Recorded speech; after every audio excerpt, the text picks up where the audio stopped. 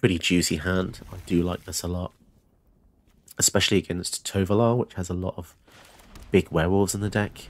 The Battle of Bywater is something that I was thinking about taking out, but then I had a really weird edge case where this was really insanely powerful. It was essentially the opponent had used an Elish Norn, and they had weakened all the power of my entire field until they were like power 1 or 2, and all their power on their side of the field was absolutely massive. Suddenly the Battle of Bywater was just destroyed everything they had, and it was amazing. So because of that really weird edge case, I've decided to keep it in. But also it's a 3-mana board wipe that can it can just get some really good things. So yeah, it obviously it hits most of our stuff as well, but you know, against when you're desperate, 3-mana board wipe, it's pretty epic. This has got Menace, kind of annoying, so it's going to be able to continuously get through and draw cards for now. But, you know, Elish Norn can hit them for 2 each time. And this has got Vigilance, so there's no reason to not attack here. I'm liking our odds. It's funny, actually, my preliminary build of this video, I had 2 or 3 cards in it that I had to take out because they were giving me a hard time in the algorithm. One of them was Mana Tithe, believe it or not. So if you're having a hard time, just take Mana Tithe out of your deck and see what happens, because, yeah, that can be problematic. Oh my goodness, Sword of Forge and Frontier, Vigilance, Protection. I think we're going to do that. Give it to the Vigilance. They can't block. I think for now we're just going to kill the Arlinn, because that is a problematic card. And then in the following turn we can go for them, get a bit of extra value with a sword. It's the only sword these days I'm kind of really excited about. Oh my goodness, an 8/7. And yeah, I think we literally have them on the ropes here. We're able to pressure them with the protection. And they're going to really struggle to come back from this. Multiple lands. It's tempting to go for the Urza Silex to blow everything up, but we don't have any, like, indestructible sources. But seeing as this land play was free anyway, maybe that was just okay to do that. And that's got Ward 3. But you know what, let's kill the Tovalar. And then we can even play the Silex to kind of freak him out a bit. And kind of make them respect, not like oversaturating the field. Opponent has decided to, I don't know, did they just accidentally put the Tovalar in exile without putting it to the command zone, or haven't? Just, it's hard to tell sometimes when someone's just taking their time if they made a mistake, or they're just taking a moment to think. I can't think of a reason why that would want to be in exile, to be honest, but there you go. So yeah, we have quite the dominant field here. I don't know how they're going to get this, to be perfectly honest. Two godlike creatures and protection and board wipe, and yeah, wow, so much stuff. So today we're taking a look at God Eternal Oketra again. So we're revisiting an old video that I had. I'm trying to make better versions of my old videos that were just, the quality just wasn't as good, but also with new cards. So now we're working with things like Oketra, which give you triple tokens. This is really powerful, and we've got some really fantastic removal declarations: Stone, Fateful Absence, Get Lost. So the removal of mono white is just absolutely incredible. Fragment Reality as well, so removal's all good. Join me and let's see how many 4/4 zombies we can get by spamming the field. Okay, slightly peculiar, but it's the second mono white mirror I've had. It won't be for you guys because the sequence in which I record isn't the sequence in which you see the gameplay, so that's something to take note of when if you see something strange or I've said something out of sequence. Same goes for videos released.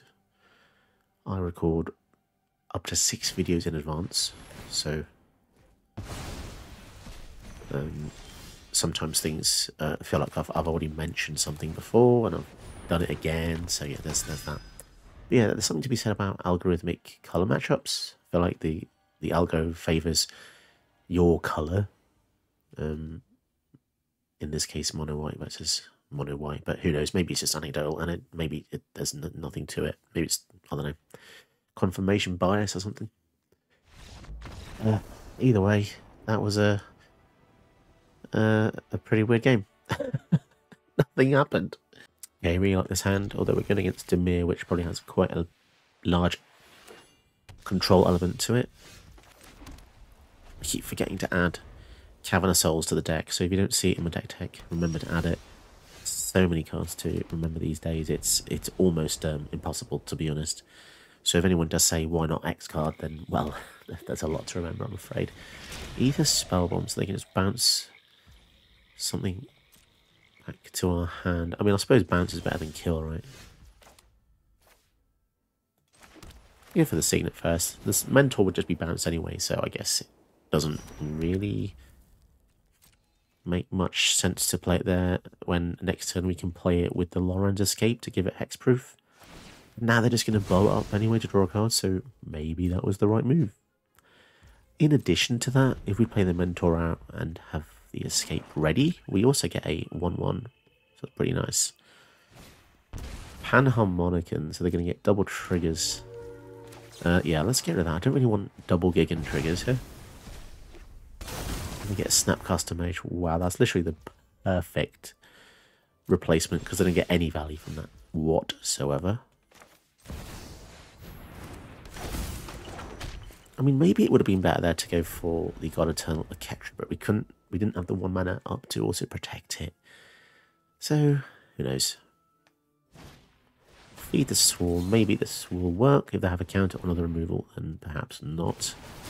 As a side note, we also have Serra Paragon to recast it from the graveyard if it does die anyway, so do they want to use 2 spells to kill the Mentor? I'm not that worried about that, to be honest. 2 spells on a Mentor, that's good going. Wandering Emperor, let's go for the Oketra here. So once we get 7 mana in the same turn, we can go Paragon plus Mentor, which is pretty nice. Can't really complain.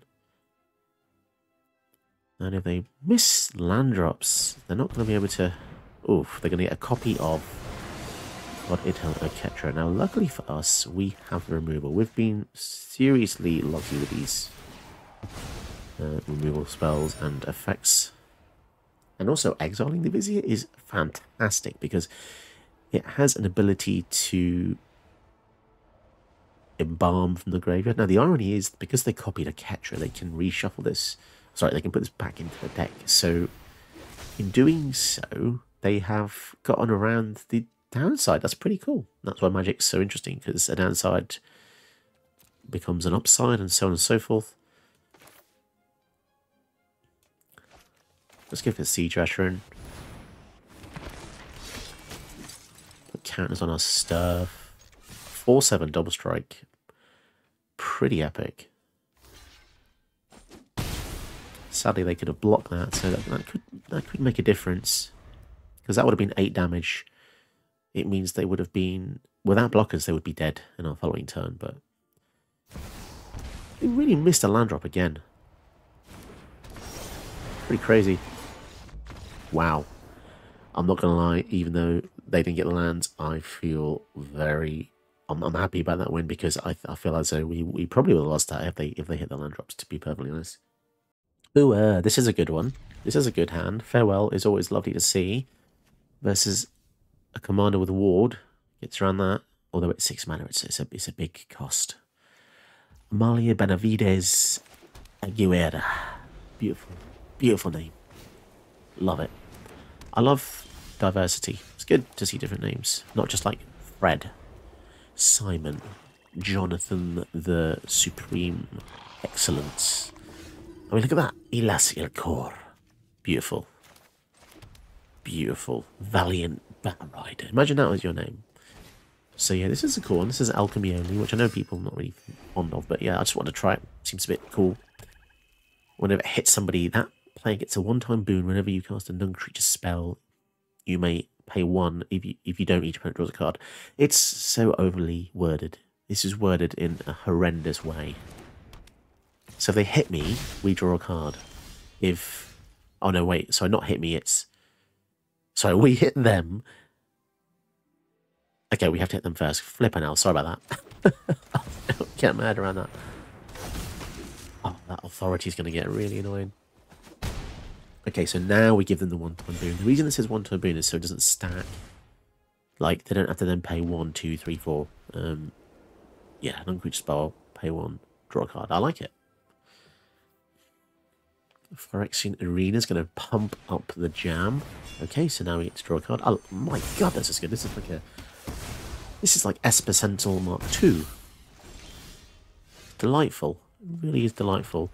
Let's go for the God Eternal Oketra. Oof. Coming in tapped. Boosh. One-time boon. Oh, I see. No. Sorry, I'm absolutely thick and I don't understand how to play Magic, according to many detractors. But yes, it's not so it doesn't stack. It's just, it goes away. I'm sorry, I forgot what boons are. They're not emblems. They're just temporary emblems. Goodness me. It's getting to the point now where Farewell is going to be very much required, to be perfectly honest. Okay. End of step. 2 or more creatures, draw a card. Yeah, I think we're going to do this just because... that's getting so big. That's what she said.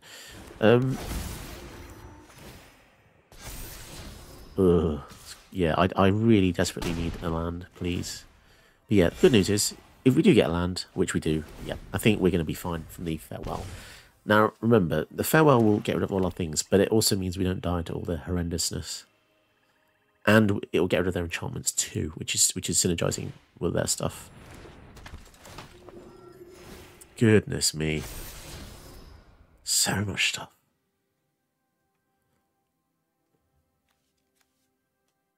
It's a pretty popular command, I'd say. I've seen this quite a lot now. But I really wanted to pump up the field with more things. Just please keep playing creatures. Come on. Empty the Warrens. Empty the hand. 9/9. Now we're going to lose it anyway, so I think blocking here is fine.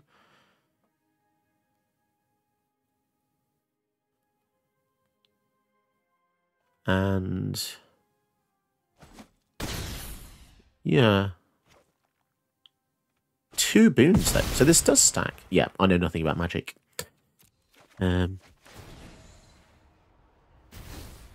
So come on, play more things. No?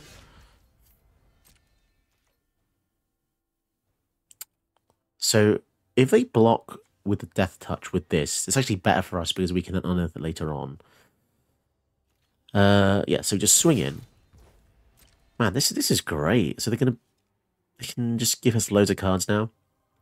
Sorry, my brain is so erratic. I've never used this card before.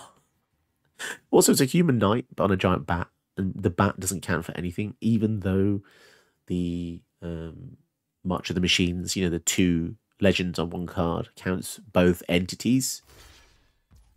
So if you got a cat and a snake legend, it will say cat snake. But if there's a human running a bat, it's a human knight. So there you go. So the exact thing happened that I said. So yeah, now we're going to clear everything apart from graveyards. Because we want our platoon dispenser. If they have Mana Tithe, I will be sad. Cool, man. Now, one little thing they could have done there, they could have just sacrificed the Aussie to put it in the graveyard. At no hindrance, basically. But yeah, it's fine. Small difference. Ooh. What? Seriously? They actually just gave us 3 cards? That's crazy. A Johnny, the Speaker. Okay, so they've completely emptied their hand. So let's clear their field. So we're going to lose through... Oh, hang on a sec. I think what we need to do is... Number next, so many cards. Exile this first.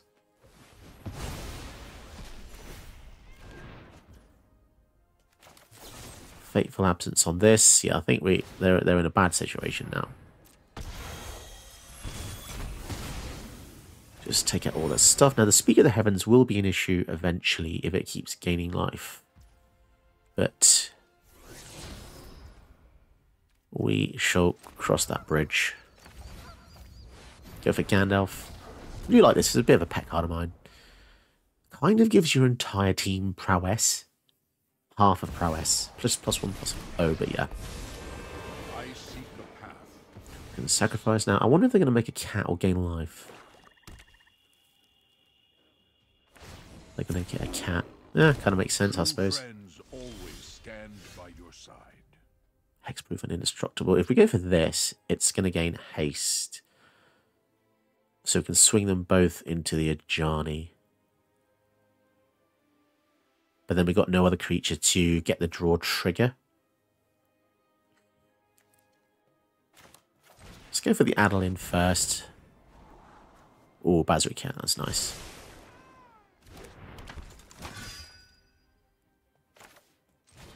I'm happy to just kind of pump the team a little bit.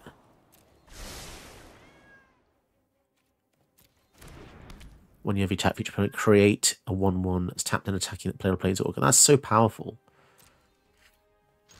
So let's go into Ajani. Adeline makes a dude attacking Ajani as well. Crazy. And they're going to lose both of their guys. They value that Ajani a lot, don't they?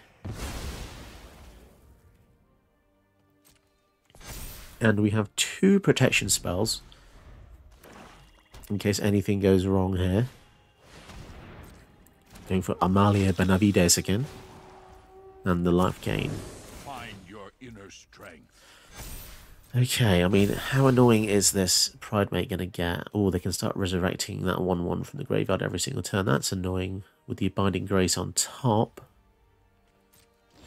I think we're in a really good situation again. We can try and take out Ajani now. Because we're going to have 3 creatures. All pretty big.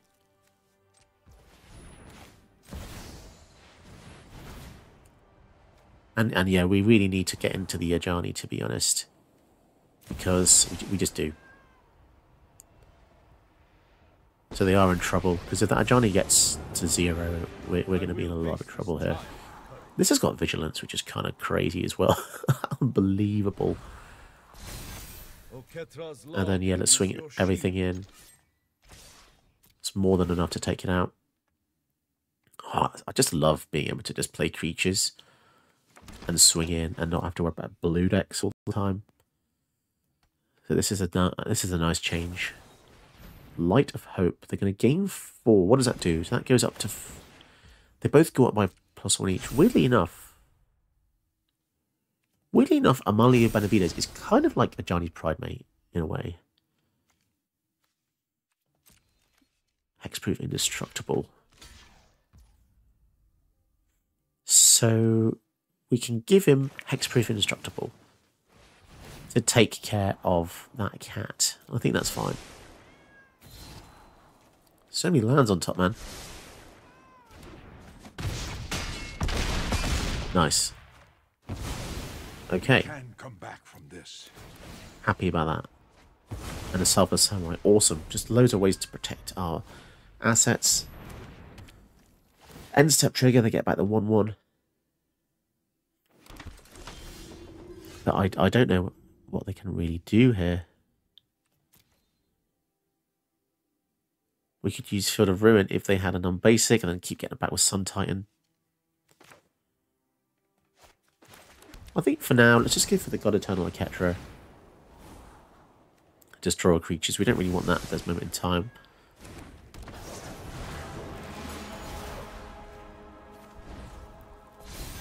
Now, obviously, they can keep getting the Speaker of the Heavens back, so it's not... We're not in a fantastic position, because they kind of have infinite blockers with this, and the Abiding Grace, so... But, you know, we are weakening them. Oh, and that's slowly going up. I'm not too worried just yet.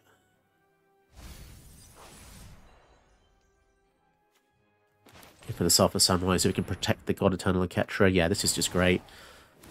Sun Titan synergizes with so many of our cards in this deck. It can just bring anything back. Like the Selfless Samurai can make our guys indestructible each turn with the Sun Titan, and that's huge. Anything we have to be careful of is a Farewell now, or Destroy All Non-Permanents, which is pretty rare. Destroy creature with power 4 greater. See, they don't know we have Sun Titan in our hand.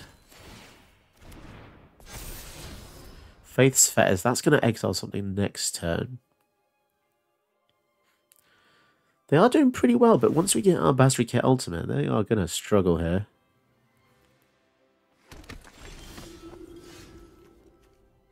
So, yeah, this Speaker. Rather annoyingly as well, if we could Field of Ruin something, which we can't, we could shuffle their deck and remove the Faith's Fetters, but the Surge of Salvation does that job anyway, to be perfectly honest. Oh, yes, we finally get him. That was an awesome battle of attrition, though. I would have liked to see when that gone. With 28 life, they still could have tanked a few more hits.